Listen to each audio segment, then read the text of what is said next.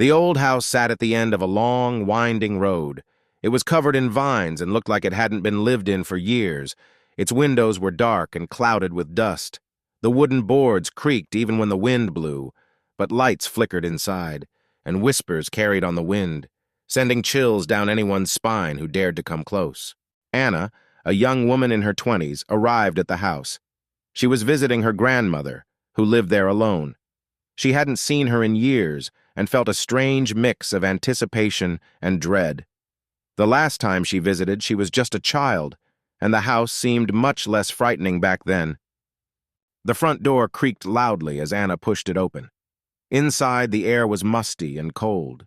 The dim light from a single bulb hanging from the ceiling cast eerie shadows on the walls.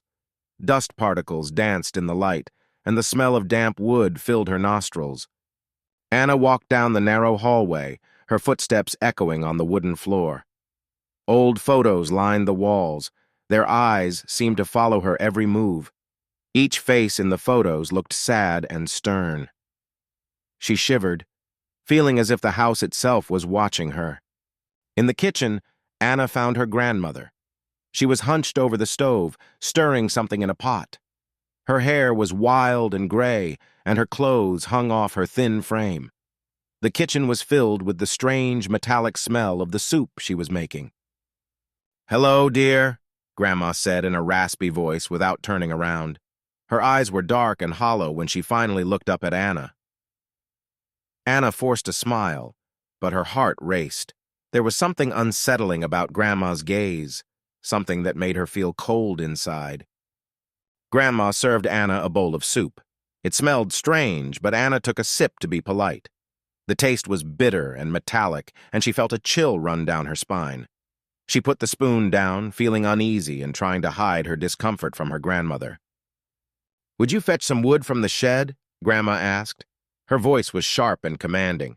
Anna nodded and went outside, glad to escape the oppressive atmosphere of the house, even if only for a few minutes. The shed was dark and filled with cobwebs. Old tools hung on the walls, covered in dust. Anna found the wood, but as she turned to leave, she saw something move in the shadows. Her breath caught in her throat as she stared into the darkness. Anna looked closer and saw a pair of glowing eyes staring at her from the shadows. She dropped the wood and ran back to the house, her heart pounding in her chest. She couldn't shake the feeling that something was terribly wrong. "Did you see something?" Grandma asked when Anna returned.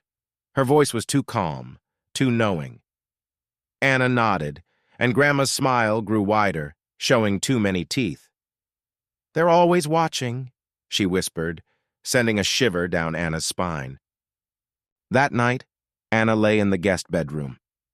The bed was hard and the room was cold. The old wallpaper peeled at the edges, and the floorboards creaked with every move. She heard strange noises outside the window, like whispering voices carried by the wind. Anna drifted off to sleep but was woken by a loud thud. She opened her eyes and saw a shadowy figure at the foot of the bed. The figure was tall and menacing, and it seemed to suck all the light out of the room. The figure moved closer, and Anna recognized her grandmother, but her face was twisted and contorted, eyes glowing red with an unnatural light. "You shouldn't have come," she hissed, her voice echoing with malice. Anna screamed and ran out of the room. She stumbled down the stairs, the house now filled with whispers and shadows that seemed to reach out to grab her. Her heart raced, and she felt like she was in a nightmare. She found herself at the basement door.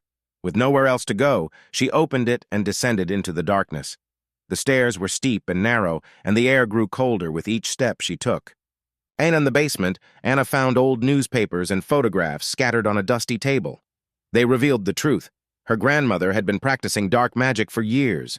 The photos showed strange rituals and shadowy figures. Grandma appeared at the top of the stairs. "You've seen too much," she growled, her voice no longer human.